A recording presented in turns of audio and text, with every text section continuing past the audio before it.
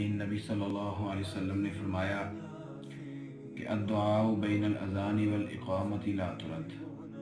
दुआ अज़ान और अक़ामत के दरमियानी वक्त में अल्लाह रब्बुल इज़्ज़त के यहाँ रद्द नहीं होती बल्कि कबूल होती है।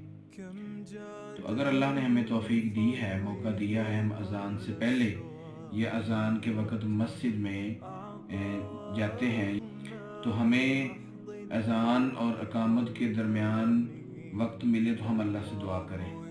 हम अपना ये वक्त, और मैंने देखा है बहुत से लोग ये वक्त ज़ाया कर देते हैं। कुछ तो वैसे ही बिल्कुल ही ज़ाया कर देते हैं, या तो चुप करके बैठे हैं या फिर अपनी बातों में वक्त निकाल देते हैं, या फिर ये है कि वुज़ू वाली जगह पे या इधर दाएं बाएं खड़े होकर बातों में। और कुछ जो है वो कुरान की तिलावत या फिर नफल पढ़ते रहते हैं या ज़िक्र अज़कार करते रहते हैं। ठीक है, ये अमाल भी ठीक है,